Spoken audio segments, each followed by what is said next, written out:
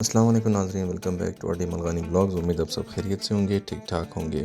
तो जैसे कि आप लोगों ने देखा कि लास्ट मेरा जो ब्लॉग आया था उसमें मैंने जो है एक कमेरो की वीडियो दी थी जो कि कोयटा में मौजूद थी। उसके बाद मुझे कई सारे मैसेज आए कि भाई ये गाड़ी कहाँ पर है और कितने की है वगैरह वगैरह वगैरह। मैंने वैसे भी अपनी जो लास्ट वीडियो थी उसमें मैंने ये मेंशन किया था कि भाई ये गाड़ियाँ इंपोर्ट होती हैं अफ़गानिस्तान के थ्रू, पर ये इंपोर्ट होती हैं दुबई से। जो वेश एक जगह है अफ़गानिस्तान का, एक बाज़ार जिसको आप कह सकते हो, नियर टू चमन बॉर्डर। जब आप चमन बॉर्डर क्रॉस कर लेते हो उसके बाद कुछ किलोमीटर के बाद वेश बॉर्डर एक इलाका वेश के नाम से है, तो वहाँ पर जो है एक बाज़ार कह लें, मार्केट कह लें, ये वहाँ पर मौजूद होता है। वहाँ पे गाड़ियाँ आती हैं और ज़रूरी नहीं है कि वहाँ पे सिर्फ़ और सिर्फ ये कमेरो आती हो, वहाँ पे छोटी बड़ी कह सकते हो, पतली और मोटी गाड़ी भी आती हैं। पतली मोटी से कहने का मकसद सस्ती भी आती हैं और महंगी भी आती हैं, और एक्स्ट्रा ऑर्डिनरी जो आपके बड़े लोग जो पाकिस्तान में रहते हैं वो भी लेते हैं। जैसे कि आपने कमेरो देखी, अब आप फरारी देख रहे हैं। इस तरह की चीज़ें ये आम तौर पर इम्पोर्ट हो जाती हैं। अब कुछ भाइयों का सवाल था कि भाई इनकी प्राइस क्या है। प्राइस ये होता है भाई, ग्रेड्स के ऊपर डिपेंड करता है। जिस तरह आप ऑक्शन की गाड़ी कराची पोर्ट पे लेकर आते हो, वैसे ही ये वहाँ से ग्रेड के हिसाब से इंपोर्ट होती हैं। और मैं एक वीडियो लगा भी दूंगा जिसके ऊपर गाड़ी के ऊपर ग्रेड्स लिखे हुए हैं। ग्रेड से कहने का मकसद है कि गाड़ी किस कंडीशन में है। अब यहाँ पे अक्सर ऐसा भी होता है कि आपकी एक्सीडेंटल गाड़ियाँ भी आती हैं। अब एक्सीडेंटल का मकसद बिल्कुल आप सही समझ रहे हो कि एक्सीडेंट शुदा। उसमें ये भी डिपेंड करता है कि जी माइनर एक्सीडेंटल है या कम्प्लीटली एक्सीडेंटल है। जैसे आप कहते हैं ना कि फ्रंट से लगी हुई हो तो ज़ाहिर है उसका जो पिलर होता है, जो गोडे होते हैं, वो अपनी जगह से हिल चुके होते हैं, उसकी अच्छी अलाइनमेंट नहीं होती दोबारा बनने के बाद।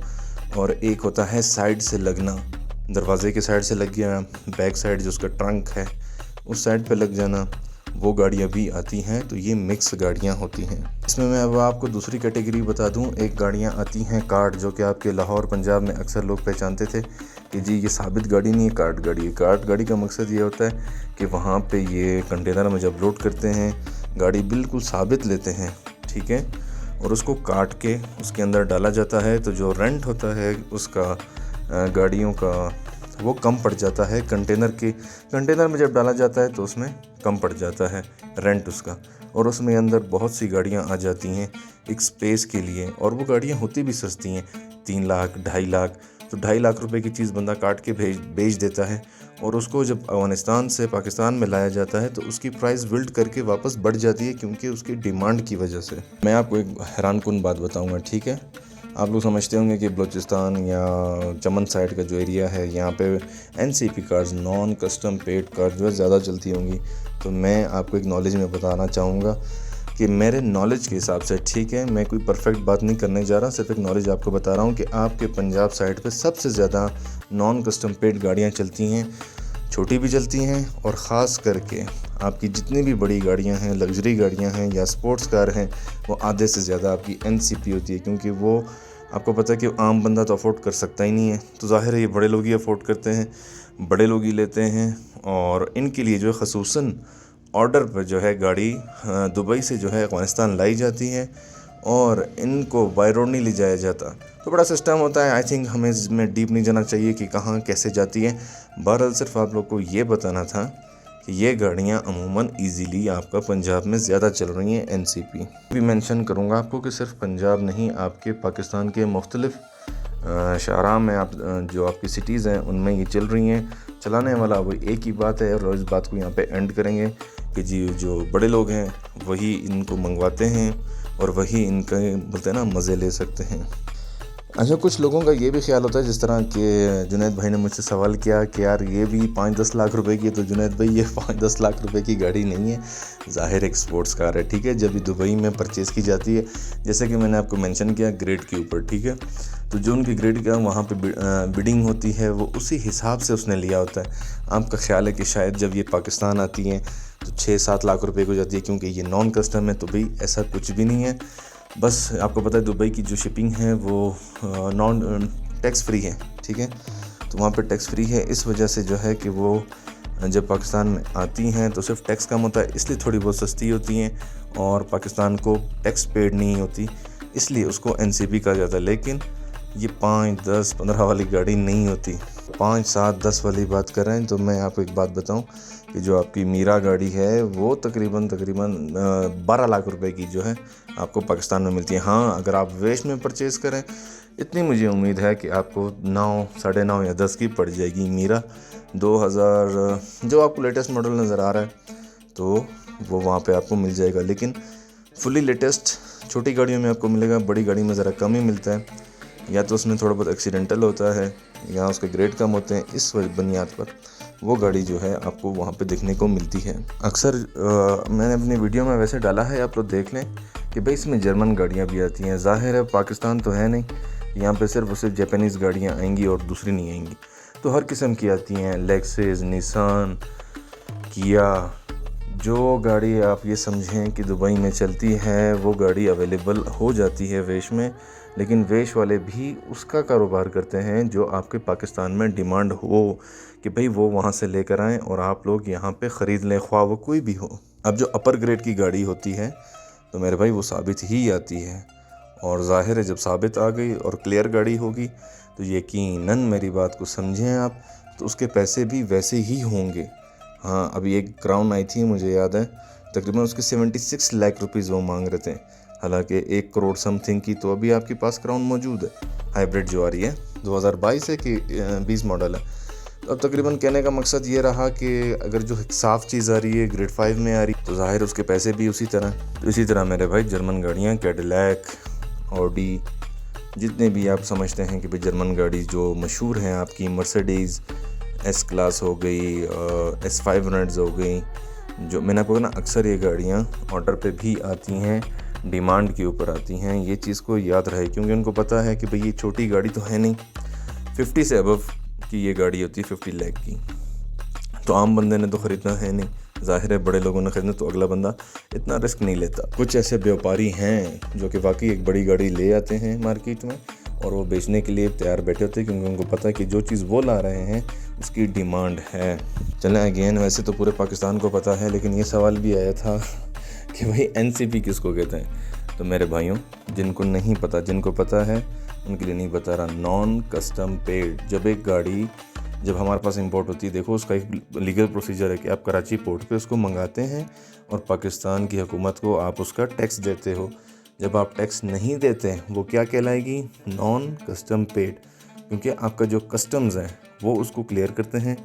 कस्टम के ज़रिए जो है आप अपना टैक्स अदा करते हैं। अब ये तो है नहीं कि आपने डायरेक्ट पैसे लिए। अगर आप कराची में हैं तो जो कराची के कौन है, मुराद सईद हैं, कौन है उनका CM जो है, आप उसके घर चले गए और पैसे दे कर आ जाए। ज़ाहिर है एक उसका महकमा है, कस्टम्स है, जब वो वहाँ पे आती है कस्टम उसके फ़ाइल क्लियर करता है, आपको आपका टैक्स बता देता है, तो आप उसको टैक्स अदा करते हो, वो हो जाता है आपका लीगल।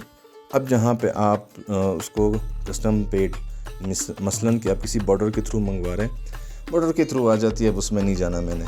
बहरहाल वहाँ पे आप, एक मिसाल दे रहा हूँ, रिश्वत दे के या जिस तरह किसी चोर रास्ते से आप वहाँ से आते हो तो आप अपनी हुकूमत को टैक्स नहीं दे रहे होते।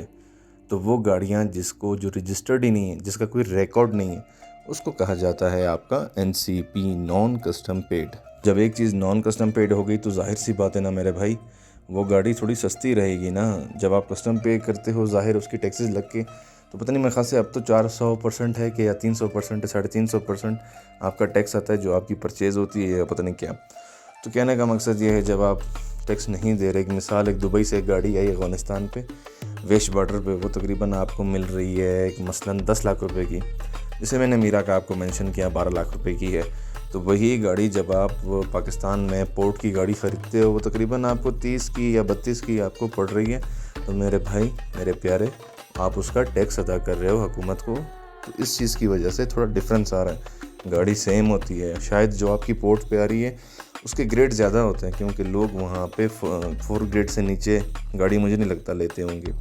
अगर लेते भी हैं तो मैंने आपको बताया है कि उन गाड़ियों में कोई डिफ़ॉल्ट होता है, कोई वायरिंग का डिफ़ॉल्ट होता है, कोई इंजन का डिफ़ॉल्ट होता है, एट अ टाइम पता नहीं चलता, क्योंकि बॉर्डर की गाड़ी है, आपको क्लियर नज़र आ रही होती है। आप कहते हो बिल्कुल ये 0 मीटर है, पर ऐसा भी नहीं होता, उसके अंदर कोई ना कोई नुक्स होता है। अब जाहिर है आप वहाँ वेश में तो हो नहीं, आपने जब पिक्चर देखी, आपको ज़्यादा से ज़्यादा आपको एक वीडियो बना के भेज देते हैं, अब वहाँ पे देख के आप कहते हो बिल्कुल गाड़ी क्लियर है, साफ़ है, न्यू है, तो आपको मज़े की बात बताऊँ, आपको ओरिजिनल मीटर रीडिंग जो है वो भी आपको दिखा देते हैं कि भाई ये देखो इतने हज़ार चली हुई है। तो ऑब्वियसली आप तो ये सोचते हो कि भाई जब इतने हज़ार चली हुई है इसका मतलब ये गाड़ी फ्रेश है, लेकिन किसी भी किस्म का डिफ़ॉल्ट का आपको नहीं मालूम। अब पहले ये गाड़ियाँ जब आती थी अफ़गानिस्तान के थ्रू, तब ग्रेड्स की बात तो होती भी नहीं थी। बस ये एक गाड़ी ले आए, सस्ती है, पता है, लोगों ने डबलिंग पे चलाना शुरू कर दी। लोगों को सेंस ही नहीं था कि भाई ग्रेड्स क्या होता है। ये तो आपके ज़ाहिर है कराची पोर्ट में लोगों ने जब बताना शुरू किया कि भाई ये इतने ग्रेड की गाड़ी है, मतलब डिफरेंस कहा कि साथ वाला शोरूम वाला गाड़ी आपको जो है 3.5 ग्रेड की गाड़ी एक मिसाल है 10 लाख की दे रहा था, और साथ वाला शोरूम वाला आपको 15 लाख की दे रहा था। Same model same colour. फिर उस बंदे ने जाके बताया कि भाई मेरी गाड़ी जो है वो 5 ग्रेड की है और उसकी गाड़ी 3.5 ग्रेड की है। तो ये डिपेंड करता है, और ये चीज़ें ज़ाहिर है एक गाड़ी के अंदर मैटर करती हैं कि आप उसको चलाते हो। 5 ग्रेड का मकसद यही होता है कुछ चंद हज़ार किलोमीटर चली हुई और नॉन एक्सीडेंटल गारंटेड होता है उसमें।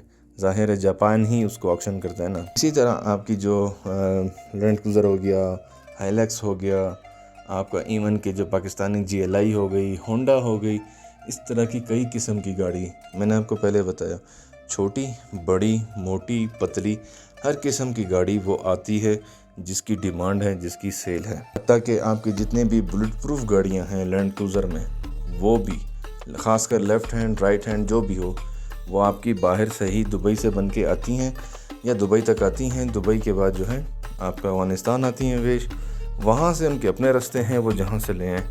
अब मैं इनका कोई कारोबार तो करता नहीं हूँ कि मैं आपको बताऊँ कि भाई फ़लान जगह है, फ़लान बंदा है, वो वहाँ से लेकर आता है। कहता हूँ आपको मेरा ब्लॉग पसंद आया होगा और आपको काफ़ी इन्फॉर्मेशन मिली होगी। ब्लॉग को लाइक करें, शेयर करें अपने दोस्तों के साथ और सब्सक्राइब करना ना भूलें।